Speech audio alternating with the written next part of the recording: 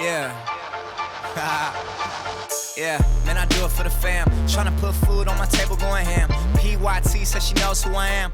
Hey guys, what is going on? This is Mike or Geekermon, and today we are going to be looking at the best PvP build for the NIGHTSTALKER.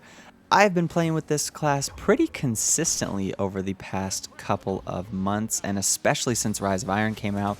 I've loved using it in Trials of Osiris, and I've set up having low intellect and actually tried to crank my discipline and strength, and so I could get my smoke and my spike grenade super fast, allows me to have excellent zone control, and so I'm going to take you through all of the perks that I think create the very best NIGHTSTALKER build. If you do enjoy the video, please drop me a like. It means so much to me, and it really helps this channel grow. I think we could get this video to 100 likes, guys. That would be amazing. And if you want to see more Destiny content like this, then make sure you hit that subscribe button to join the Geek Squad. Alright, with that, let's jump right into it.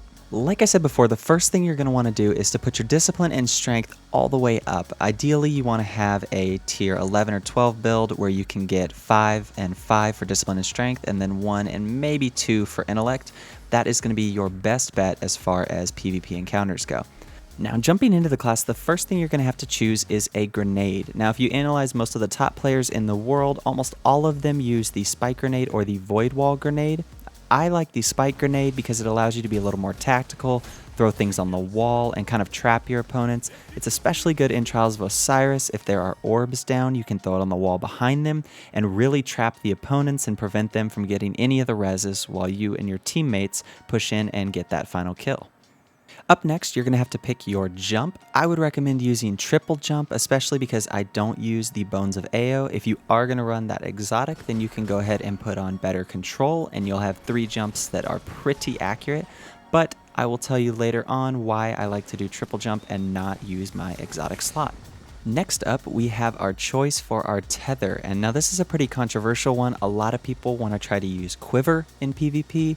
I am not exactly the most accurate with my bow, and so I like to use black hole because the range is absurdly good. The tether time lasts way longer than quiver does, and you can really mow down your opponents without having to worry about being super accurate with your bow. This is extremely nice in competitive game modes like Trials of Osiris, where you want to just hit your opponents and allow your team to kind of move in.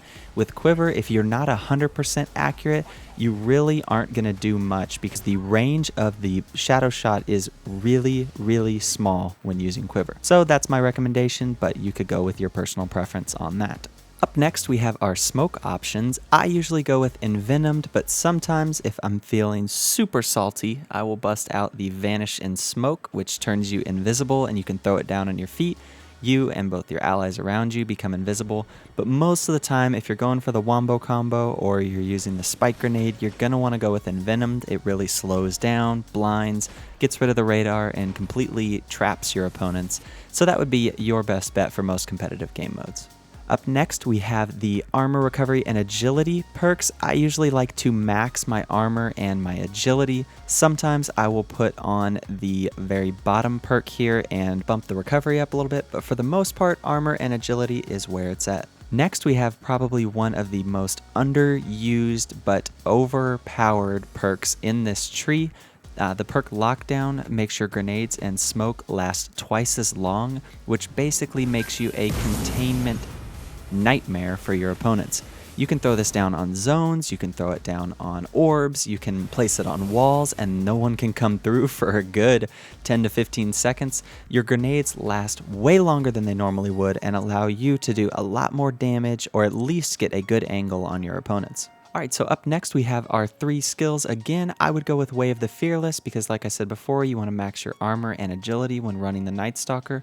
Feel free to mess around with these, but this is the one that I would recommend using. Last but not least, we have Keen Scout, which makes you sprint and sneak a little bit faster. It also gives you an enhanced radar, and you can mark targets even behind walls to be able to see where they are and where they're headed to. It gives you a huge advantage in PvP. Now, some of you are probably asking, what about Shade Step? Well, don't worry, I put on the Graviton Forfeit. This is the exotic that I would recommend running. It gives you Shade Step regardless of what you have selected in your NIGHTSTALKER build.